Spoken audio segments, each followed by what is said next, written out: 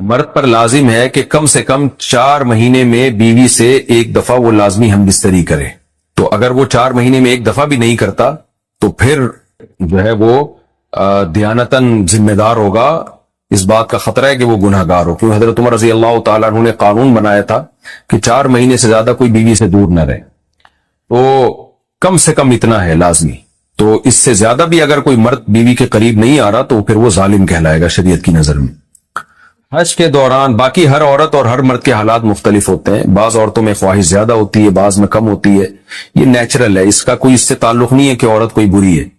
بعض دفعہ عورت میں یہ خواہش نفس بہت زیادہ ہوتی ہے، اس کی ریکوائرمنٹ بہت زیادہ ہوتی ہے، تو لوگ پھر مرد اس بیوی کو برا سمجھنا شروع کر دیتے ہیں، حالانکہ اس کا برائی اور اچھائی سے تعلق نہیں ہے. جیسے مردوں میں صحت کے لحاظ سے اور ان کے جو مینٹل ہیلتھ ہے اس کے لحاظ سے مردوں میں فرق ہوتا ہے. کسی میں خواہش بہت زیادہ ہوتی ہے، کسی میں کم ہوتی ہے. تو اس طرح خواتین میں بھی ہوتی ہے. بہت سی پاک دامن عورتیں ہوتی ہیں لیکن ان میں ڈیزائرز بہت زیادہ ہوتی ہے. تو یہ سب کی الگ الگ اللہ نے فطرت بنائی ہے. تو میاں بیوی اس کو ایک دوسرے کو بہتر سمجھ سکتے ہیں کہ کس کی کیا ڈیزائرز ہیں.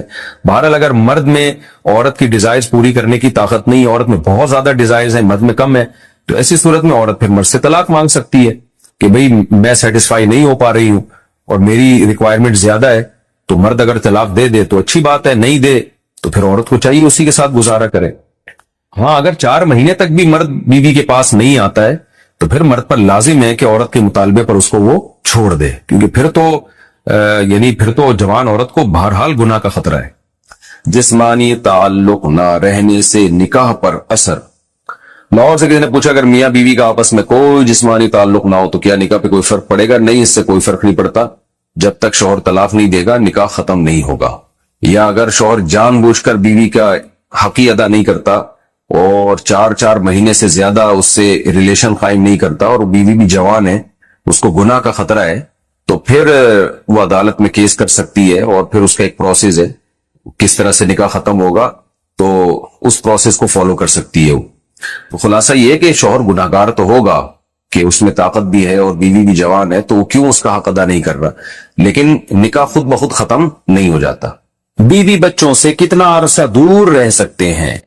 بندہ کام کی وجہ سے 2 سال ملک سے باہر رہتا ہے، کوشش کے باوجود چھٹی نہیں ملتی. کیا اتنی دیر بیوی بچوں سے دور رہنا جائز ہے؟ نامعلوم. بھائی دیکھیں، ایک تو ہے حضرت عمر رضی اللہ تعالی عنہ کا مشہور واقعہ ہے کہ آپ نے کچھ خواتین سے پوچھا تھا کہ عورت کتنا صبر کر سکتی ہے مرد کے بغیر، تو بعض صحابیات نے بتایا کہ 4 مہینے. تو حضرت عمر نے قانون بنایا کہ جو مجاہدین محاذ جنگ پہ لڑ رہے ہیں 4 مہینے سے زیادہ دور اپنی بیویوں سے نہیں رہ سکتے. تو اس اصول کا تقاضا یہ ہے کہ وہ زمانہ بھی پاک دامنی کا زمانہ تھا، نیک لوگ تھے، تو اصول یہی ہے کہ 4 مہینے انتہا ہے عورت کے صبر کی. تو ایک نارمل عورت کے لیے اس سے زیادہ صبر کرنا مشکل ہوتا ہے، تو اس لیے بہتر یہی ہے، قانون یہی ہے کہ 4 مہینے سے زیادہ دور نہیں رہنا چاہیے. اور قرآن نے بھی یہ حکم دیا ہے کہ اگر کوئی قسم اٹھا لے کہ بیوی کے پاس نہیں جائے گا، قسم اٹھا لے، ایسا ہی نہیں بلکہ قسم اٹھا کے، تو پھر 4 مہینے میں طلاق واقع ہو جاتی ہے. بعض فقہا کے نزدیک عورت کو طلاق کا اختیار ہو جاتا ہے عدالت کے ذریعے، بعض کے نزدیک ہو جاتی ہے طلاق. تو اس سے بھی پتہ چلتا ہے، قرآن سے بھی اشارہ ملتا ہے کہ 4 مہینے جو ہے یہ ایک انتہائی مدت ہے ایک نارمل عورت کے لیے. تو اس زمانے میں تو اس کی اہمیت اور زیادہ بڑھ گئی ہے.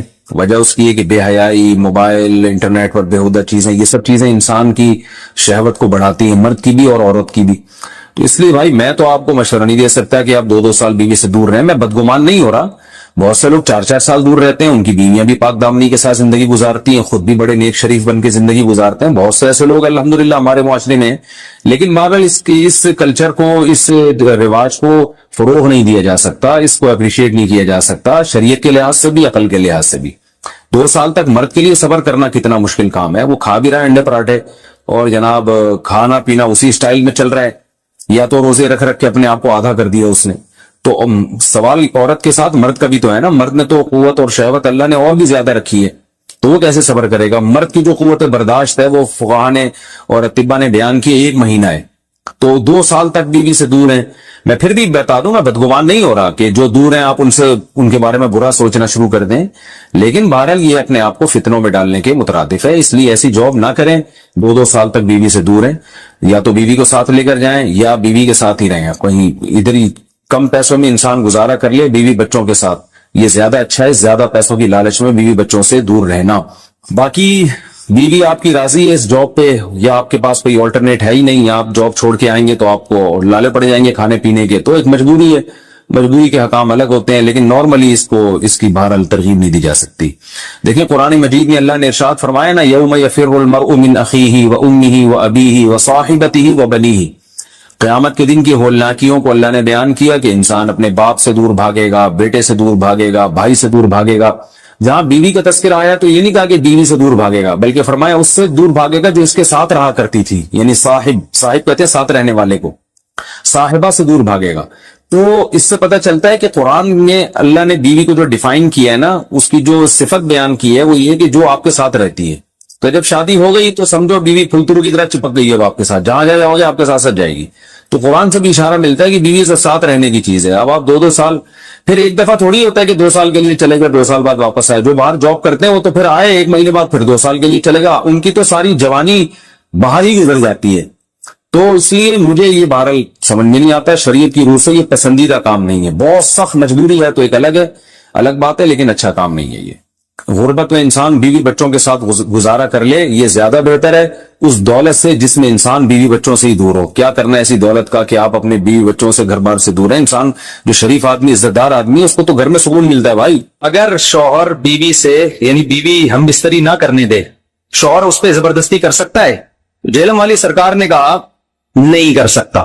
پہلے تو ترغیب تھی خواتین کو چاہیے ایکچولی یوں نہ کریں, ایسا نہ کریں, یوں نہ ایکچولی, لیکن گھمانے کی کوشش کی. لیکن اس کو اینکر بڑا ہوشیار تھا, اس نے کہا یعنی اس کا مقصد ہے یس اور نو میں, تو جواب یہ تھا کہ نو. حالانکہ یہ جواب غلط ہے, سمجھ رہے ہو نا, کیونکہ گرل فرینڈ اور بیوی میں بولو یہی فرق ہے. جب آپ نے کسی کو کہہ دیا تم میری بیوی ہو, تم میری وائف ہو, تو وہ تمام لوازمات کے ساتھ مانو گے یا بس ویسے ہی شناختی کارڈ میں اور نادرا کا سرٹیفکیٹ دیکھو یو آر مائی وائف, بس اتنا چل جائے گا سوسائٹی میں؟ بولتے کیوں نہیں بھائی. اس سرٹیفکیٹ کے سب سے پہلے آپ پہ گرفت یہ ہوگی کہ بل آئے گا تو بیگم کس کے ہاتھ میں تھمائے گی؟ بجلی کا بل بتاؤ نا آپ کے ہاتھ, گیس کا بل کس کے ہاتھ میں تھمائے گی؟ یہ بیوی ماننے کے لوازمات ہیں. جب کسی خاتون کو بیوی مان لیا نا تو اس کے لوازمات میں کیا ہے کہ بھائی اب کوئی ٹینشن ہوگی, بیماری ہے, تو یہ کون ٹینشن اٹھائے گا ساری؟ بولتے کیوں نہیں یار, میاں اٹھائے گا. اور عورت نے جب مان لیا کہ میرا میاں ہے تو اب وہ جب تک میاں طلاق نہیں دے گا وہ کہیں جا سکتی نہیں ہے. جہلم والی سرکار نے تو میاں بیوی اور گرل فرینڈ بوائے فرینڈ میں فرق ہی ختم کر دیا. جہلم والی سرکار بھی بڑی فلم ہے یار. جہلم والی سرکار کا بھی ایک نیا انٹرویو آیا ہے, اس میں جہلم والی سرکار سے کسی نے پوچھا, یہ میں نے اب نام رکھا جہلم کیونکہ ایک تو شف والی سرکار کا تو بیڑا غرق کیا نا اس نے, اقرار الحسن نے. تو جہلم والی سرکار سے کسی نے پوچھا اب ایک چینل پہ کہ اگر شوہر بیوی سے یعنی بیوی ہم بستری نہ کرنے دے, شوہر اس پہ زبردستی کر سکتا ہے؟ جہلم والی سرکار نے کہا نہیں کر سکتا. پہلے تو ترغیب تھی خواتین کو چاہیے ایکچولی یوں نہ کریں, ایسا نہ کریں, یوں نہ ایکچولی, لیکن گھمانے کی کوشش کی. لیکن اس کو اینکر بڑا ہوشیار تھا, اس نے کہا یعنی اس کا مقصد ہے یس اور نو میں, تو جواب یہ تھا کہ نو. حالانکہ یہ جواب غلط ہے, سمجھ رہے ہو نا, کیونکہ گرل فرینڈ اور بیوی میں بولو یہی فرق ہے. یہ اسلام نہیں ہے بھائی. یا تو آپ سیکولر قوتوں کو خوش کر رہے ہو, اور پوچھنے والے نے پوچھا جنسی طور پر ہراساں کرنا بیوی کو, یہ لفظ ہی غلط ہے. جنسی طور پر ہراساں کرنا, دیکھو اللہ تعالیٰ نے عورت کو کتنے حق دیے ہیں. مینسز ہے نا وہ معذور ہے اس وقت, تو مینسز میں شوہر کو ہم بستری سے منع کر دیا اللہ تعالیٰ نے. یہ کس کا خیال کیا؟ عورت کا خیال کیا. قل هو اذن, اذن کے 2 مطلب ہیں کہ یہ تکلیف کا ذریعہ ہے, یہ گندگی ہے. اذن تکلیف کو بھی کہتے ہیں, گندگی کو بھی کہتے ہیں. عورت کے لیے بھی تکلیف کا ذریعہ ہے. پھر نفاس کا خون آتا ہے بچے کی ولادت کے بعد, اس میں بھی اللہ نے کیا لگا دی؟ پابندی. پھر اگر واقعی عورت بیمار ہے تو اس میں بھی پابندی ہے. اب یہ جب عورت کو رائٹ دی ہے تو کچھ رائٹ کس کو دی ہے؟ مرد کو دی ہے. کیا آپ نہ بیمار ہو, نہ آپ کو مینسز آ رہے ہیں, نہ نفاس کا خون آ رہا ہے, پھر اگر شوہر آنا چاہتا ہے تو وہ بھی تو بوائے فرینڈ تھوڑی ہے, اس میں اور بوائے فرینڈ میں تھوڑا سا تو فرق رکھو. پھر اس پر اتنی شدید وعیدیں بخاری مسلم کی کہ اگر شوہر بیوی سے ہم بستری کرنا چاہتا ہے اور بیوی منع کر رہی ہے تو نبی نے فرمایا اس کا قبول نہیں کرتے. حدیث میں کہ مفہوم ہے جتنے بھی ضروری کام میں ہو, جب شوہر کو خواہش ہو, حدیث میں آتا ہے عورت وہ سارے کام چھوڑ دے. لیکن وہی بات ہے, آپ نے سیکولر لوگوں کو خوش کرنے کی قسم اٹھائی بھی ہے. یہ عجیب بات ہے کہ نہیں ہے کہ گرل فرینڈ میں اور اچھا عورت کا جا کچھ بھی نہیں رہا اس میں, یعنی اس کا انکار کرنے کی کوئی وجہ بھی نہیں. آپ کہہ سکتے ہیں اس کو تکلیف ہو رہی ہے, کیا تکلیف ہو رہی ہے بھائی اس کو؟ اس میں طاقت اور قوت اور انرجی کس کی خرچ ہو رہی ہے؟ مرد کی خرچ ہو رہی ہے. تو وہ کیا تھوڑی سی قربانی نہیں دے سکتی اپنے شوہر کے لیے؟ بالکل آپ ذمہ داریوں سے آزاد کر رہے ہو. یہ سیکولر لوگ جس طرح عورت کو ذمہ داریوں سے آزاد کر رہے ہیں نا، مرد کو بھی کس سے آزاد کر رہے ہیں؟ نان نفقے کے گوروں میں نان نفقہ بیوی کا شوہر کے ذمے نہیں ہوتا. تو اس سے ریلیشن کیا ہو جائے گا؟ مرد کو آپ نان نفقے سے آزاد کریں اور بیوی کو آپ اس بات سے آزاد کر دیں کہ شوہر اس سے ہم بستری نہیں کر سکتا اس کی مرضی کے بغیر. تو ریزلٹ کیا نکلا؟ Is equal to boyfriend and girlfriend. Girlfriend نہیں آئی میرا خیال، کیونکہ گرل فرینڈ میں بھی یہی ہوتا ہے کہ بوائے فرینڈ پر گرل فرینڈ کا نان نفقہ بولتے کیوں نہیں ہوتا، اور وہ اس سے اپنی ڈیزائر پوری نہیں کر سکتا جب تک گرل فرینڈ راضی نہیں ہے. ایسا ہی ہے نا؟ تو بھائی یہ بیوی ہے یا کیا ہے؟ اور مرد بولے گا کہ اس سے تو گرل فرینڈ اچھی تھی، گرل فرینڈ سے بھی میں اس کی مرضی کے بغیر اپنی خواہش پوری نہیں کر سکتا، بیوی سے بھی پوری نہیں کر سکتا، لیکن بیوی میں میرے اوپر ایک پینلٹی ڈال دی گئی ہے، وہ کیا ہے؟ اس کا سارا نان نفقہ اٹھاؤ. تو اس سے خاندانی نظام تباہ ہوگا کہ نہیں ہوگا؟ تو جہلم والی سرکار کو قرآن و سنت کو تو بیچارے کو ویسے ہی نہیں پتا، سینس بھی نہیں ہے. ایسی باتیں کرو جو سینس لیس باتیں ہیں، صرف سیکولر طبقے کو خوش کرنے کے لیے. سمجھتے ہو گے نہیں سمجھتے؟ جب بھی کوئی سیکولر لوگ اس طرح کا سوال پوچھا کرے نا کہ کیا اسلام میں مرد بیوی کے ساتھ زبردستی کر سکتا ہے، تو آپ اس کو بولو اس میں اس کو نقصان کیا ہو رہا ہے اور کتنی زبردستی کر لے گا، کتنی کر لے گا زبردستی اس کے ساتھ. اللہ نے لامحدود طاقت تھوڑی آدمیوں کے اندر رکھی ہے، اور اگر وہ اس کی مرضی پر چھوڑ دیا جائے عورت کی، اس کے سوسائٹی کو نقصانات کیا ہے. کتنی خواتین ایسی ہیں جن کو شوہر سے رغبت ہی نہیں ہوتی. میرے پاس کیسز آتے ہیں، ایک سال ہو گیا شوہر کو قریب نہیں آنے دیا کہ ہمارے ڈیزائر نہیں ہے. اس کا نتیجہ کیا نکلتا ہے شوہر کے حق میں؟ وہ ڈپریشن میں جاتا ہے، وہ ضلع کی طرف چلا جاتا ہے. تو اسلام نے عورت کو یہاں پابند کیا ہے کہ بھائی جب شوہر تمہارا اس کا نان نفقہ تمہارے ذمہ ہے تو کسی حد تک تم پر بھی کیا ہے؟ پابندی. اب تمہارا دل چاہے نہ چاہے تم نے اس کی خواہش کو پورا کرنے دینا ہے. اس میں تمہارا نقصان بھی نہیں ہے. یہ تھوڑی ہے کہ اس کی مرضی کے بغیر اس کو تھپڑ مارا جا رہا ہے، وہ نقصان بھی نہیں ہے اس کا. تو دین علماء سے سیکھا کرو. سمجھتے ہو جہلم والی سرکار کا کلپ میں نے خود اپنے کانوں سے سنا ہے کہ 12:30 یا 12 بجے جیسے ہی ظہر کا وقت داخل ہوا تو ظہر کے ساتھ فوراً کیا پڑھ لیتا ہوں؟ عصر. اللہ میاں ایسے بھی کر سکتے تھے کہ بس الٹے لٹک جاؤں، ٹھیک ہے نا، 5 لائن قربانی دلوائی ہے، لیکن ایسے طریقے سے دلوائی ہے کہ اس میں ہمیں روحانی سکون ملے، اس میں ہمارا اللہ سے ریلیشن قائم ہو، اس میں ہمیں لطف اور مزہ آئے، ہماری دنیا بھی سدھر جائے. اس سے ہمیں حکم دیا سب سے پہلے فجر کی نماز رکھی تاکہ مسلمان صبح دیر سے اٹھنے والی قوم نہ بنے. اللہ میاں یہ بھی کر سکتے تھے کہ پہلی نماز 11 بجے، دوسری نماز شام 3:30 بجے، 4-5 نمازیں ایسے کر دیتے. جہلم والی سرکار نے تو کر دی، فجر رکھی ہے اور ظہر کے بارے میں بولا ہے کہ عصر سے 20 منٹ پہلے آپ ظہر عصر پڑھ لیں اور غروب آفتاب ہوتے ہی مغرب عشاء بھی اکٹھی پڑھ لیں. تو یہ عملی طور پر 2 نمازیں ہوئی ہیں، ٹھیک ہے نا. 5 نمازوں کا مطلب ہوتا ہے اپنی تمام مصروفیات کو دوبارہ سے فارغ کر کے نماز کے لیے آنا.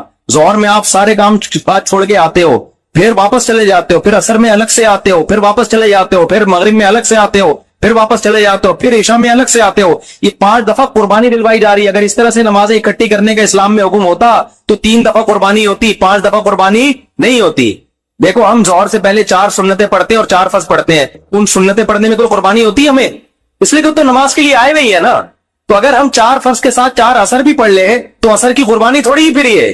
تو 5 نمازوں کا مطلب بھی 5 ٹائم پہ آنا ہے. اس میں شاپنگ واپنگ ہی تو رکاوٹ بنتی ہے، اور آپ نے شاپنگ کے لیے کہہ دیا ہے. اہل حدیث، حالانکہ اہل حدیث یہ مانتے نہیں ہے، لیکن یہ اس کی عادت ہے جہلم والی سرکار کی کہ کسی بھی مسلک میں کوئی بھی الٹا فتویٰ دے رہا ہوگا نا تو اس الٹے مولوی کو لا کے ہائی لائٹ کر کے مسلک کو بدنام کرنا. تو ایک اہل حدیث کا کلپ وہ چلایا کہ ایک اہل حدیث کہتے ہیں کہ میں جب 12:30 بجے شاپنگ کے لیے جاتا ہوں نا اپنی بیوی کو لے کے، تو 12:30 بجے ظہر کے ساتھ کیا پڑھ لیتا ہوں؟ یہ جہلم والی سرکار کا کلپ میں نے خود اپنے کانوں سے سنا ہے کہ 12:30 یا 12 بجے جیسے ہی ظہر کا وقت داخل ہوا تو ظہر کے ساتھ فوراً کیا پڑھ لیتا ہوں؟ عصر. حالانکہ قرآن میں سورہ نور اللہ کیا کہتے ہیں؟ رجال لا تلہیہم تجارت ولا بیع عن ذکر اللہ واقام الصلاۃ. مسجدوں میں ایسے لوگ ہوتے ہیں کہ ان کو تجارت، اللہ کی یاد اور نماز سے غافل نہیں.